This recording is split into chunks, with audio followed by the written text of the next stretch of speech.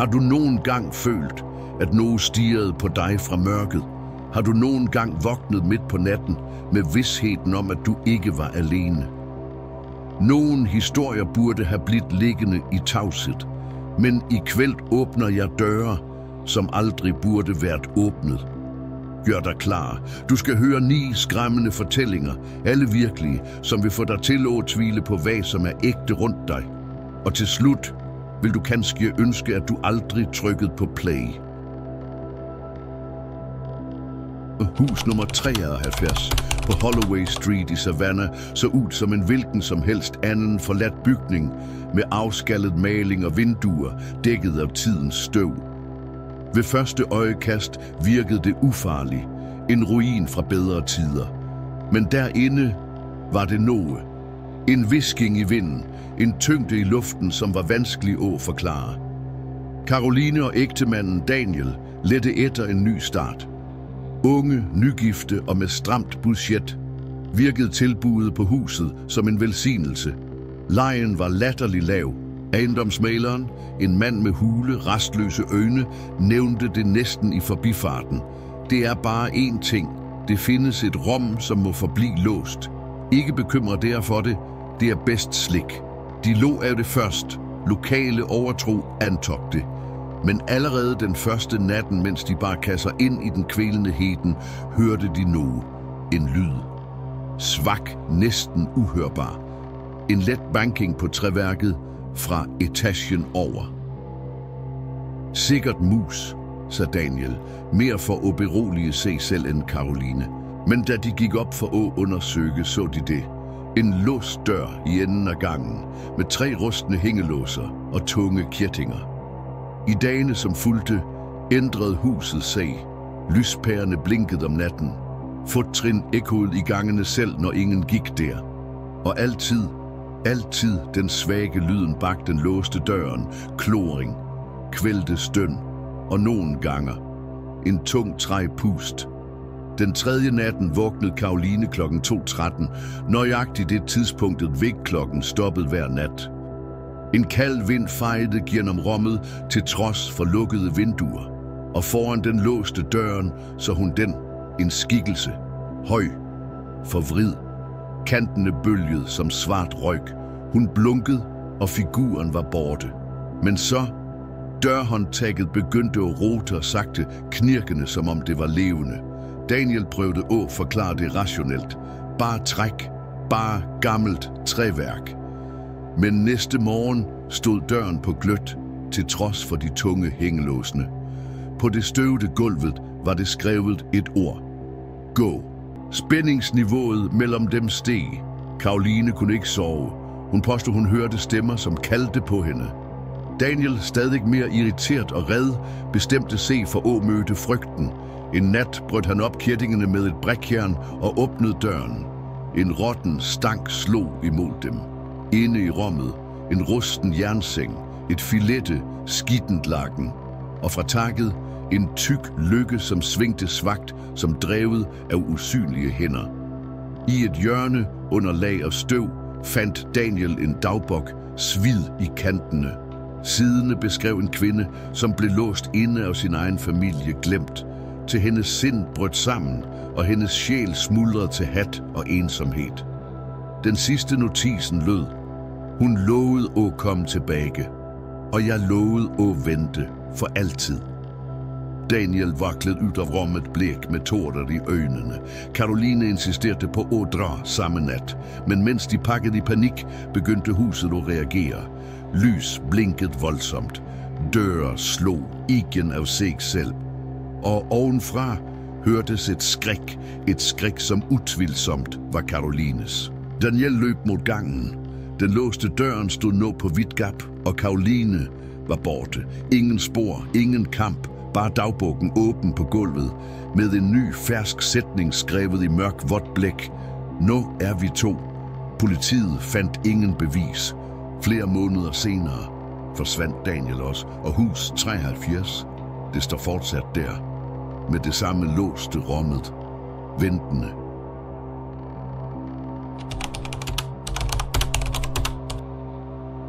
På en glemt landevej i Skotland findes en vejkryds, hvor tiden virker at have stoppet. Ingen hus, ingen butikker, ingen trafik. Bare vinden, som uler over øde jorder. Og der, midt i ingenting, står et gammelt trafiklys, rustent overgroet af mose, men fortsat i drift, skiftende fra grønt til gult til rødt, uden nogen at dirigere. De siger, at en tågefuld nat i 1952 skete en frygtelig ulykke her. En skolebus fuld af 12 barn og en chauffør forsvandt i tågen og kom aldrig ud igen. Ingen fandt bussen, ingen fandt kroppene. Som om jorden selv havde åbnet sig og slugt dem. Efter den natten begyndte rygtene. Folk fortalte, at på stille nætter tændte trafiklyset af sig selv, og når det blev grønt, kunne man se blege skikkelser krydse vejen. I flere 10 år forblev det en lokal legende, helt til 2018, da en ung YouTuber ved navn Liam besluttede at undersøge. Skeptisk, bevæbnet med kamera og ungdomlig overmod, satte han op telt nær krydset.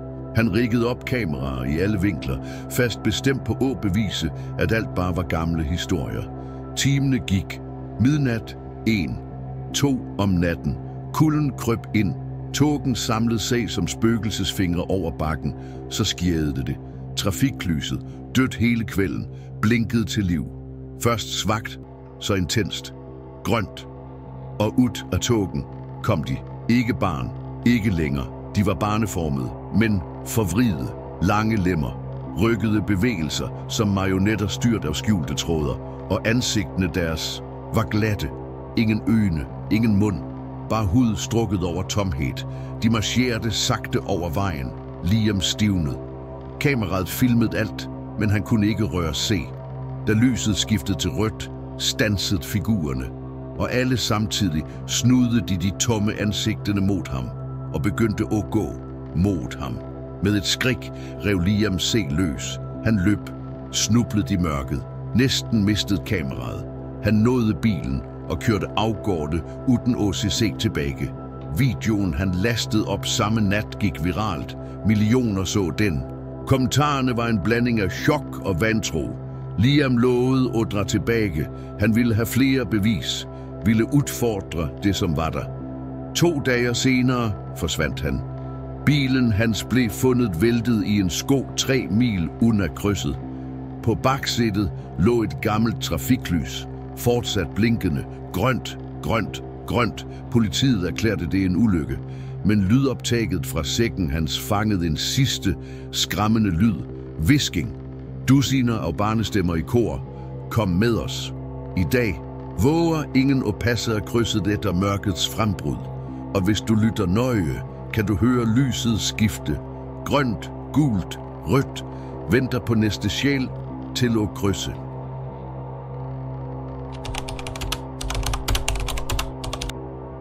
I hjertet af New Orleans, gemt bag lag af historie og forfald, står en forladt bygning for tør og nævne ved navn, St. Mercy Hospital. Udvendig bare ender en ødelagt ruin, vinduer knust, væggene svælget af efeu. Men de, som virkelig kender byen, ved, nede i kælderen lå afdeling 9.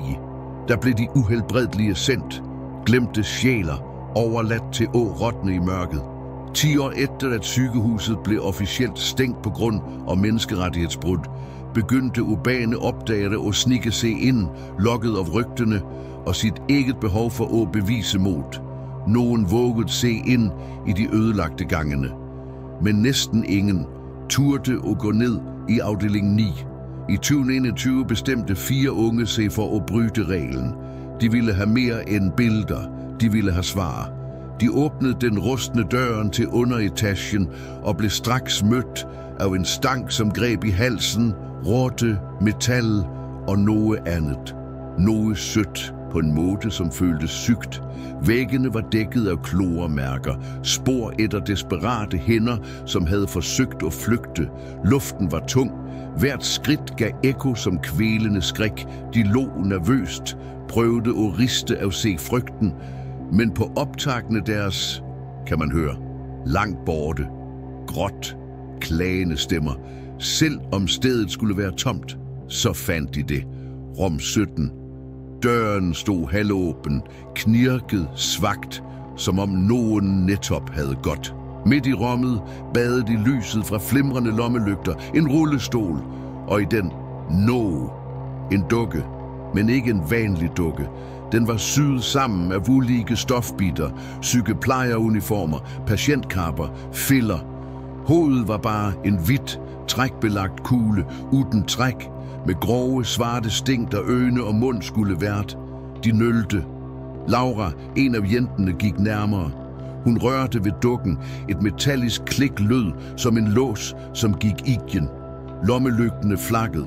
Mørket svælgede dem. Og på en af optagene drejede dukken hovedet. Ikke bråt, ikke voldsomt. Bare sagte, næsten umærkeligt, men nok til at fryse blodet i årene deres. De flygtede, men gangen var ikke længere den samme. Dørene, de havde passet. Nu var de låst. Fra indsiden. Fanget. Så begyndte lydene. Slæbende skridt bag dem. Stemmer, som viskede navnene deres. Kald pust i nakken. Laura hævdede, hun tjente usynlige hænder trække i hende. De andre sværgede de så skygger danse i udkanten af blikket. Tilbage ved hoveddøren klorte de desperat efter at åbne den. Så lyden, det umiskendelige knirket fra rullende hjul, de snudde sig. Dukken stod der, ikke længere siddende. Den gik stivt, ujævnt, som en død marionet. Det sidste klippet viser Laura, som skriger og løber, før billedet kastes ud i statisk støj.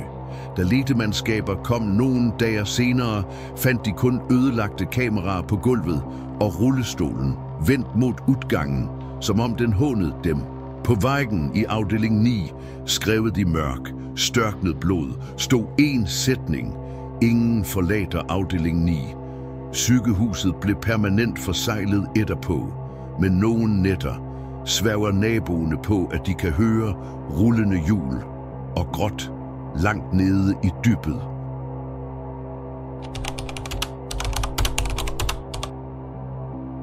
Emily trivdes i nattens ensomhed.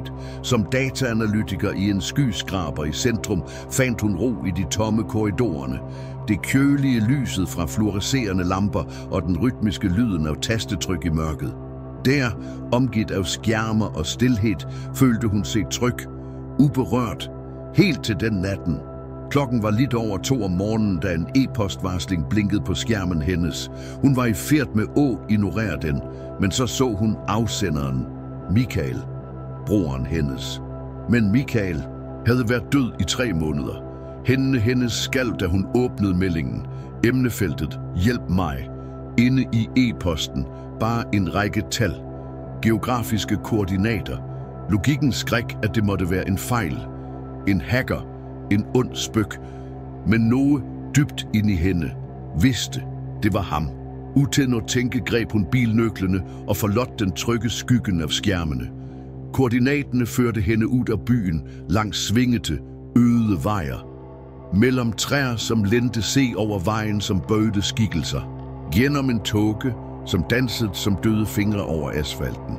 Til slut nåede hun stedet. En glænde i skoen. Ingenting andet. Ingen lyder. Ingen liv. Bare en stilhed, som svælgede alt. Emily steg ud af bilen, lyste med telefonens lommelygt. Strålen dansede ustødigt i den fugtige luften, men det var ingenting der. Så telefonen vibrerede i hånden hendes. En ny melding. Bag dig. Hjertet hendes stansede næsten. Langsomt snudde hun se, men det var bare mørke. Og træer. Ikke noget andet. Hun løb ret mod bilen, men da hun kom frem, bilen var borte. Bare et objekt lå igen på bakken. Et fotografi af hende. Sovende i sin egen seng. Natten før. Frygten greb hende i et iskaldt greb. Hvem havde været i huset hendes? Hvad ville de? Telefonen vibrerede igen. Ny melding. Vi er så nær nu. Hun løb ind i skoen. Blind af panik. Men uanset hvor langt hun løb, paddeskoen aldrig slut. Træerne blev flere, tættere, som levende vægger. Batteriet på telefonen blinkede rødt. I desperation slog hun på frontkameraet for at bruge lyset. Og i skærmen så hun det bakse. En høj skikkelse. En hætte over hovedet. grå hud spændt over et ansigtsløst tomrum. Det sidste telefonen hendes fangede, var ansigtet hendes, frosset i et stumt skræk. Dager senere fandt redningsmandskaber telefonen hendes sprukket blandt røttene. På skærmen et sidste varsel. Tak for at du kom. Når er vi to? Emily blev aldrig fundet. Men fra den natten rapporterer chauffører i området, at de ser en kvinde gå langs vejene, i kontorklæder, barfødt, med en telefon i hånden, stille, beder om hjælp. De, som stopper for at hjælpe, bliver aldrig set igen.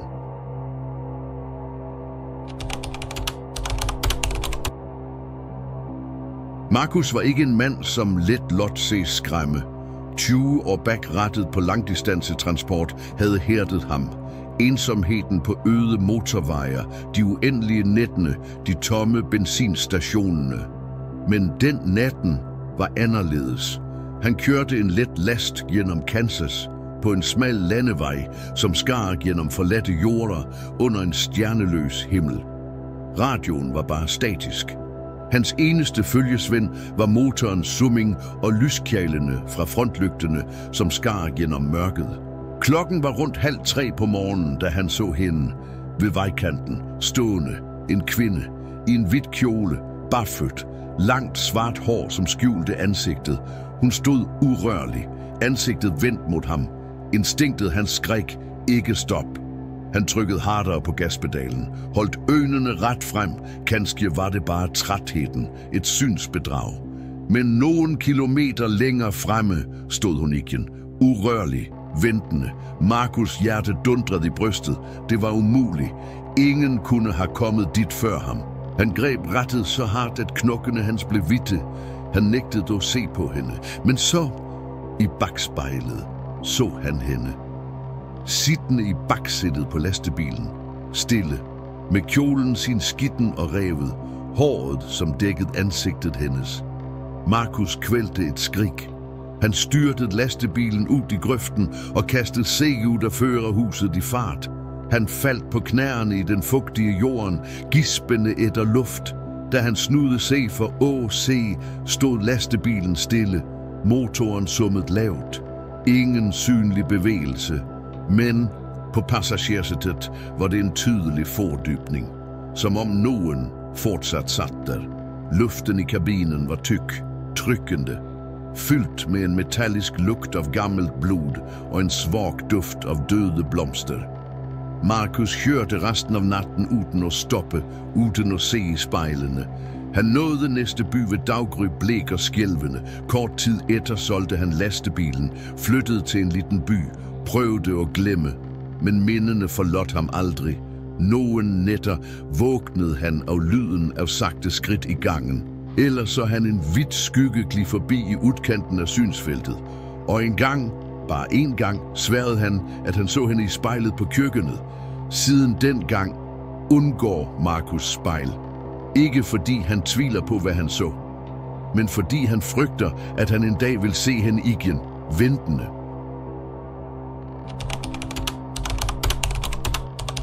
Montrose-huset hvilte på en ås i Vermont, stadig indhyllet i tæt tåge. Et gammelt herskabshus med svartnet træværk og en tyngde i luften, som aldrig slap taket. I årevis stod huset tomt. Bare historierne levede videre. Historier om stemmer fra væggene, om skygger, som glødede fra vinduerne. Men det, som virkelig skræmte folk, var spejlene. Da Elisa og ægtemanden Thomas købte ejendommen, havde de hørt rygtene om, at spejlene i Montrose-huset var specielle. Portaler, sagde nogen. Fangsler, viskede andre. Men Elisa lod det bort. Bare gamle skrækhistorier.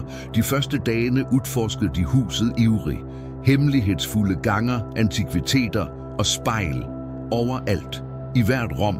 Pladsert på rare, nøje kalkulerede vinkler. Første tegn på, at noget var galt, var små. Når Elisa passerede det store spejlet i hovedgangen, syntes hun også se en skygge bak sig. Noget, som forsvandt, da hun snudde sig. Så kom mareridtene. Hun drømte, at hun vandrede i huset, men væggene var kuldsvarte. Og i spejlene var ikke hendes eget spejlbillede, men en blekere, tomhændt version af hende selv med indsunkne øjne og et fremmed smil. En nat fandt Thomas hende stående foran spejlet på soverummet. Urørlig, øjnene vidåbne. Han råbte, ristede hende. Til slut viskede hun, hun vil ud. Næste morgen dækkede Thomas alle spejlene med gamle laken, og for en stund stilnet huset. Men så begyndte lydene. Hurtige fottrin i de tomme gangene. Lav latter ovenfra. Dunk mod spejlene, som om noget prøvede at rive lagnene bort, og så forsvandt Elisa. Thomas vågnede til lyden af knust glas. Han styrtede ud i gangen og fandt det store spejlet i hovedhallen knust. Midt i de glitrende skårene var det ingenting. Bare et bundløst mørke. Og blandt glasbitene lå Elisas skiftring.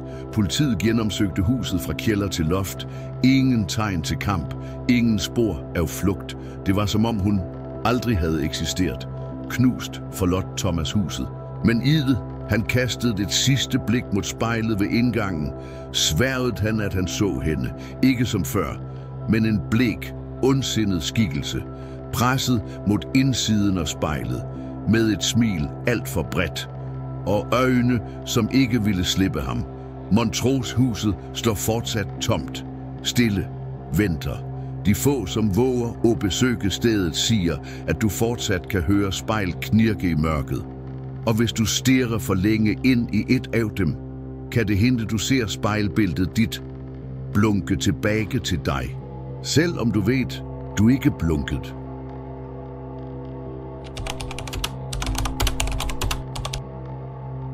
Dybt inde i det rurale Romania, langt fra storbyene og glemt af selv de nyeste kartene, ligger landsbyen Corvin.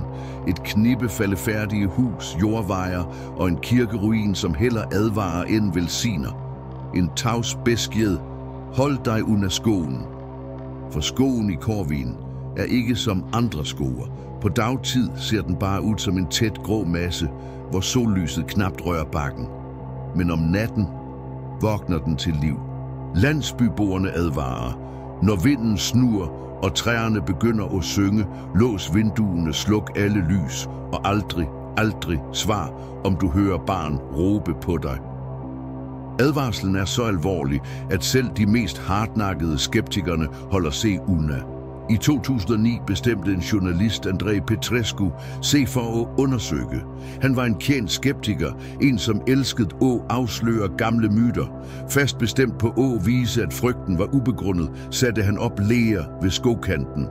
Alene, med højsensitivt lydudstyr, termiske kameraer og droner. Den første natten var stille, bare vinden som raslede i greinene, men på den andre natten hørte han det, rislende latter, svagt, langt unna, som barnelæg gemt i mørket. André smilte for sig selv, vinden kanske, ekokamre i skoen. Han tog med sig en lommelygt og en lydoptakker og gik ind i mørket. Hver meter han trådte, følte han mørket stramme sig rundt ham, som om træerne pustede. Latteren vokste. Snart hørte han små fødder løbe i cirkler rundt ham, stemmer som råbte, og så hans eget navn, André. Han stivnede. Ingen kunne vide navnet hans her. Optageren i hånden hans fangede alt. Latteren, hviskingen, stemmer som kilte huden. Så han dem. Små skikkelser i lommelygtens flakkende lys, barnekropper, men noget var galt. Øjnene deres var bundløse svarte hul, smilene deres var for brede, tændene for skarpe. De begyndte at bevæge sig mod ham. Sagte, lokkende. André snudede og løb, men skoen vridte sig rundt ham. Hver vej han valgte førte bare dybere ind. Han kunne kende små hænder trække i klærne hans, kølige fingre, som forsøgte at stoppe ham. Han råbte ikke, han bag ikke. Han bare løb til benene svigtet. Dager senere fandt landsbyboerne lejren hans. Maten var fortsat varm. Laptoppen stod åben summende. Men André var borte. Alt som var igen, var lydoptageren.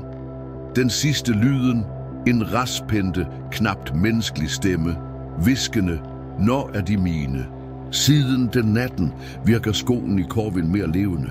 Og hvis du nærmer dig, når vinden snur og træerne begynder at synge, hør nøje efter. Du kan kanskje høre barnelæg, eller høre dem råbe på dig.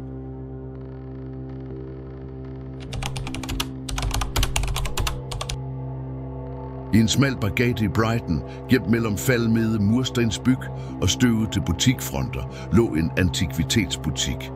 En plads, hvor luften lugtede af råtnende træværk, brændte voks og mugne bøger.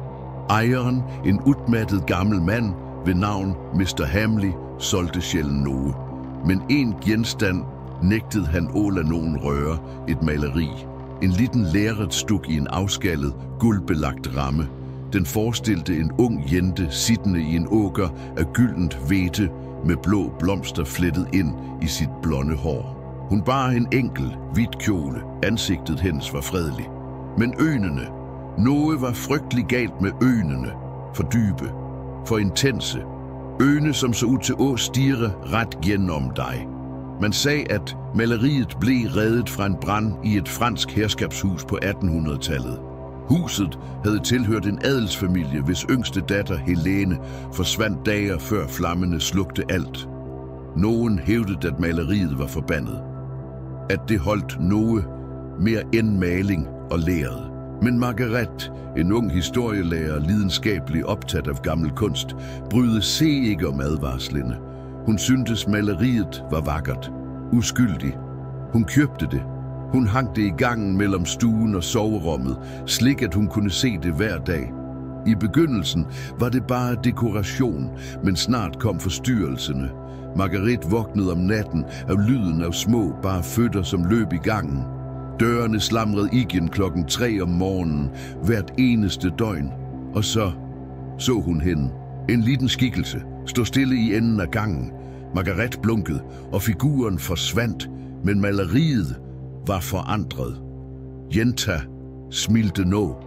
Bare en svag kurve i mundvigene, men den havde ikke været der før. Så begyndte marerittene.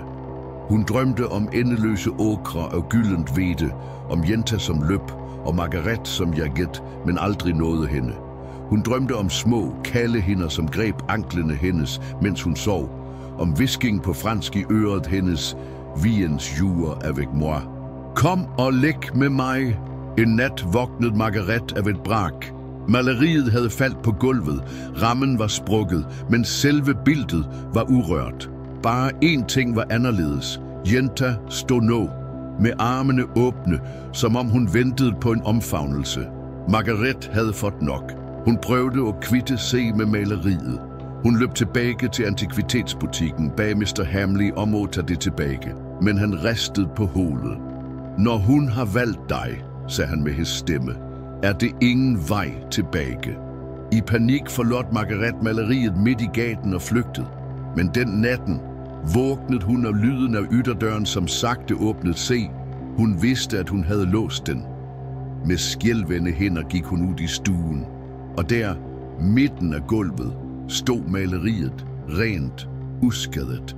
Men nu holdt Jenta armene krydset over brystet, og blikket hendes var stærkere end nogen gang. Næste morgen fandt naboene lejligheden tom. Ingen tegn på kamp, ingen indbrud. Bare maleriet, lænt mod væggen, og i åkeren var det nu 2 figurer, Jenta og Margaret. Begge smilende. I dag er maleriet låst i kælderen til et museum i Brighton, beskyttet af flere lag pansret glas. Men de siger, at hvis du ser længe nok ind i øjnene hendes, kan du se vædens veje. Og hvis du lytter nøje, kan du høre Margarets stemme hviskende bag dig, kom og leg med os.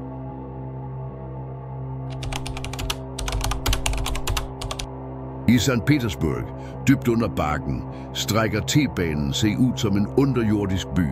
Uendelige tunneler, stationer som minder om forladte paladser, og historier folk helst ikke snakker højt om. Blandt de ældste ansatte findes en regel.